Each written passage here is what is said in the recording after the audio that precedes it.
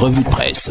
L'actualité à travers la presse écrite. Madame, monsieur, bienvenue à la revue de presse spéciale, une production de MBF Média. Nous allons parcourir en fond et en comble l'autre hebdomadaire d'Icalo et Challenge Hebdo. Démarrons par Challenge Hebdo qui titre à la une: le bras de fer relancé, Kona ne lâche pas Libye. L'affaire du contrôle de la présidence du PCRN ressurgit au tribunal de Kaélé. L'annulation du congrès de 2019 sur la table, nous dit Challenge Hebdo à la page 4 de ce numéro. Toujours avec Challenge Hebdo, fin de parcours. 14 microbes déférés à la prison centrale de Kodengui pour troubles à l'ordre public et agression à l'arme blanche. 13 autres sont encore en attente dans les commissariats. Toujours avec Challenge Hebdo, construction de la route Hawaï-Soa. Le maire de Soa fait libérer les emprises. Transport urbain, le badge de toutes les controverses.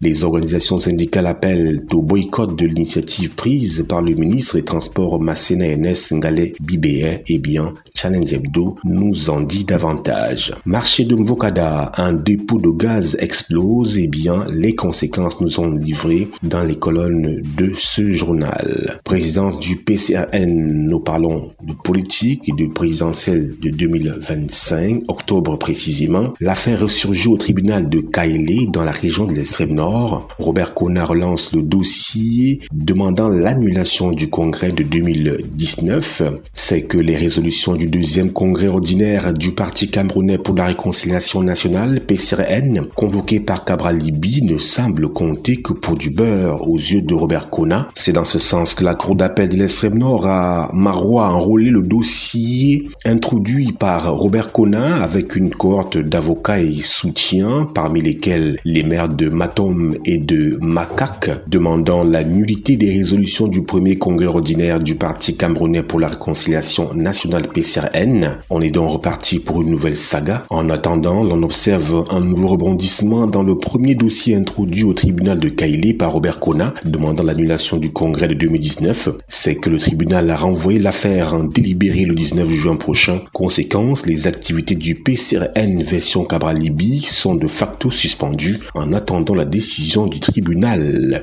Présidentielle 2025 toujours, l'UNDP veut briser le signe indien en tournant le dos au RDPC. Alors que l'élection présidentielle approche à grands pas, les différentes formations politiques prennent de plus en plus leur marque et annoncent les couleurs. C'est dans ce sillage que s'inscrit l'Union nationale pour la démocratie et le progrès qui convoque pour le 28 juin une rencontre à Yaoundé à l'effet justement de tabler sur une possible candidature de Bello Bamagaï à l'élection présidentielle de 2025.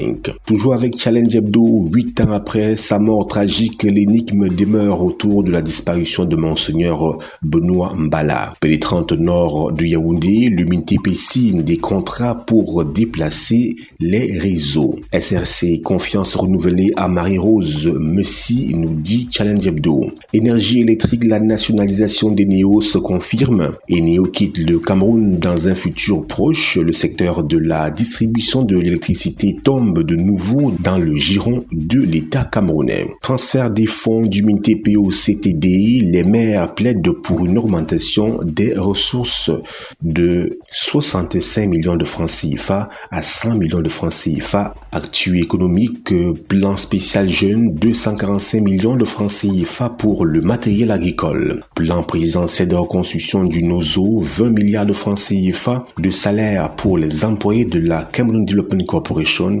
CDC. Journée mondiale des archives, le Cameroun conserve mal ses documents. Eh bien, Challenge Hebdo nous en dit davantage. Tabagisme, les dégâts de l'industrie du tabac au Cameroun. Près de 70 000 personnes meurent chaque année suite à une consommation excessive des cigarettes. Eh bien, Challenge Hebdo nous livre dans les coulisses profondes de cette situation préoccupante pour la santé des uns et des autres. Politique à présent, après son meeting de Paris en France, retour mouvementé de Maurice Kamto à Yaoundé. Le leader du mouvement pour la renaissance du Cameroun, MRC, a regagné la capitale politique hier soir sans avoir pu rencontrer ses militants à Douala. Nord-Ouest Cameroun, l'eau et les pâturages ravivent les tensions. Rien ne va quasiment plus dans la région du Nord-Ouest, c'est que la zone est le théâtre de conflits intercommunautaires et agro-pastoraux. Journée nationale de vaccination, la poliomyélite dans le viseur de la campagne.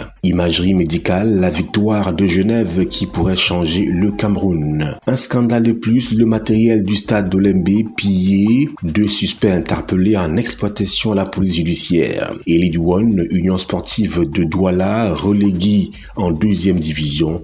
Toujours avec Challenge Hebdo destiné aux pays les plus démunis, les États-Unis bloquent la livraison d'un stock de contraceptifs. Bangui, la pénurie de poulets profite aux éleveurs de canards. Voilà pour ce qui est de Challenge Hebdo. Place à présent au hebdomadaire Dikalo. À la une, Stade d'Olembe, le scandale de trop. Un vaste réseau de pillage fait main basse sur le matériel de construction. La police judiciaire enquête à la page 10 de ce journal. Toujours avec le hebdomadaire Dikalo, hygiène mensuelle, les jeunes filles sensibilisées sur les bonnes pratiques. À chaque célébration de la journée mondiale de l'hygiène mensuelle, l'association pour l'émancipation de la femme en partenariat avec l'association des femmes du port autonome de Kribi, l'association Zena et la délégation départementale des affaires sociales de l'Océan organisent une grande campagne de sensibilisation des jeunes filles sur les bonnes pratiques lors des règles, nous dit le hebdomadaire Dikalo. Poursuivons avec Dikalo en recueillant des réactions, encore des efforts à faire. On parle justement du même sujet, de nombreuses lacunes, avoir une bonne hygiène. Il s'agit bien évidemment des bonnes pratiques en matière d'hygiène mensuelle.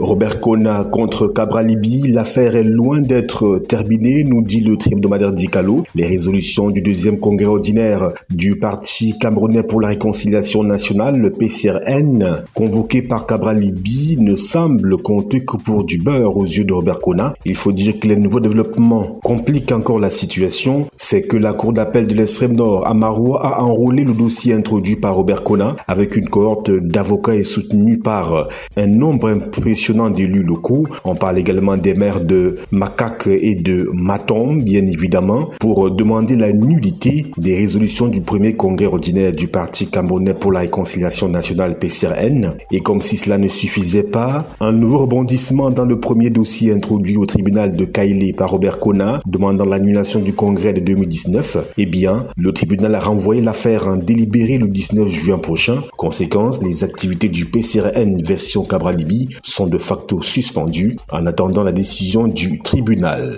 Chaud devant. Toujours avec la présidentielle 2025, Pierre Kouemo sera le candidat de l'UMS. 14 ans après sa création, l'Union des mouvements socialistes va présenter un candidat à l'élection présidentielle d'octobre prochain qui se veut être celle de toutes les peurs. Toujours avec le hebdomadaire Dikalo, enquête impossible, Monseigneur Benoît Bala, 4 ans déjà. L'enquête, l'évêque de Bafia s'en est allé dans des conditions troubles et les raisons de sa mort logées dans le registre des enquêtes impossibles, nous dit le hebdomadaire Dikalo. Toujours avec Dikalo, la reconstruction du Nozo piétine, 24% des fonds mobilisés en 5 ans seulement. La reconstruction des régions du nord-ouest et du sud-ouest Cameroun, théâtre de la crise sécessionniste, est engagée depuis 2020 à travers un plan de relance dédié à cette cause. L'évaluation était à l'ordre du jour à l'occasion de la tenue le 31 mai 2025 à Boya de la 6e session du comité de pilotage de ce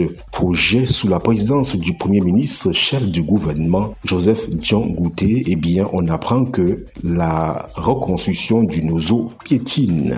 Port obligatoire du badge, bras de fer entre le ministre Ngalé Bibé et les syndicats de transport. Alors que le communiqué ministériel rendant obligatoire le port du badge sécurisé par tous les transporteurs rentre dans sa phase répressive depuis le lundi 2 juin 2025, eh bien, les organisations syndicales en appellent au boycott de cette décision. Eh bien, Dikalo nous en dit davantage. Projet d'infrastructure, le ministre Elanga Obama à Garoua, Le ministre de la décentralisation et du développement local a effectué ce dimanche 8 juin une visite de chantier d'infrastructure dans la ville de Garoua. GECOM 2025, quelle plus-value pour le Cameroun? C'est la grosse question. Du 2 au 4 juin 2025, le Cameroun a abrité les assises de la 3e édition des journées économiques internationales des communes. De très nombreuses opportunités de développement pour les 360 mairies que compte le Cameroun, nous dit le hebdomadaire Dikalo. Port autonome de Douala, 2500 conteneurs débarqués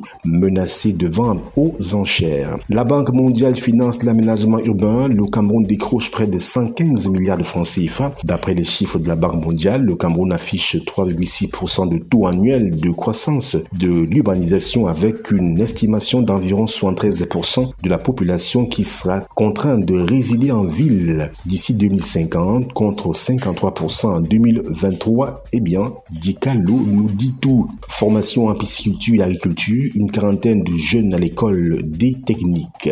Journée mondiale sans tabac, plus de 66 000 personnes décèdent chaque année au Cameroun. Ces chiffres ont été rendus publics au cours d'un atelier d'imprégnation et de sensibilisation des hommes et femmes des médias par le réseau des médias africains pour la promotion de la santé et de l'environnement le vendredi 30 mai 2025. Lutte contre le tabagisme toujours, l'appel en faveur d'une loi nationale sur le contrôle du tabac. Judith Noël Tchekoumo, je cite, le gouvernement ne doit plus accorder de traitement préférentiel à l'industrie du tabac. On parle bien évidemment de cette situation avec un entretien avec la secrétaire nationale de la coalition anti-tabac dans les colonnes de Dikalo. Sport, Stade Olembi, on vole le matériel de construction. Un camion bourré de poteaux en acier destiné aux travaux de finition du complexe est saisi par des éléments des équipes d'intervention rapide des CIR. 2 bandits interpellés. L'enquête confiée à la direction régionale de la police judiciaire du centre serait sur les traces